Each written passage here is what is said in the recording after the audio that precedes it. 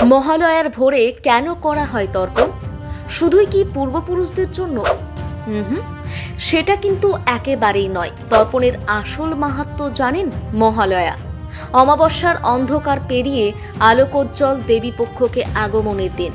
শাস্ত্র বিশেষজ্ঞরা জানান যে পিতৃপক্ষের অবসানে জীবনে মহালগ্ন নিয়ে আসে মহালয়া।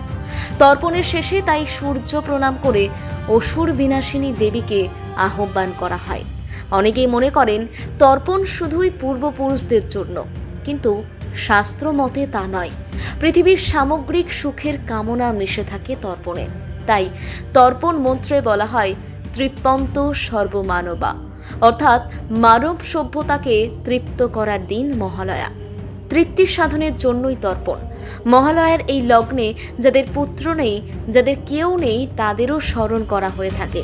ব্রহ্মা থেকে তৃণগাছি পর্যন্ত সবাইকে জল দেওয়া যায় একই মন্ত্রে।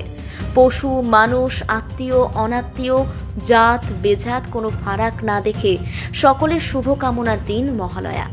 শুধু শাস্ত্র নয়, মহালয়ার তর্পণের সঙ্গে পুরাণেরও যোগ রয়েছে।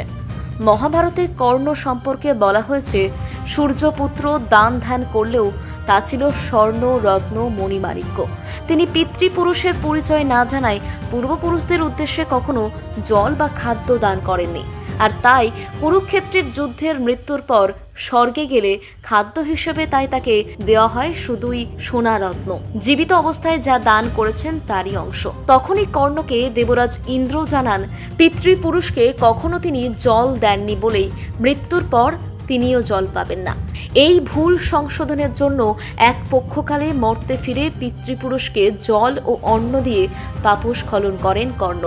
সেই এক পক্ষ কালই পিতৃপক্ষ, যার শেষ মহালয়ায়। হিন্দু মতে এমনটা বলা হয় যে মহালয়ার দিন তর্পণ করলে পূর্বপুরুষের আশীর্বাদ মেলে, সাংসারিক সুখ সমৃদ্ধির সঙ্গে মেলে শান্তি।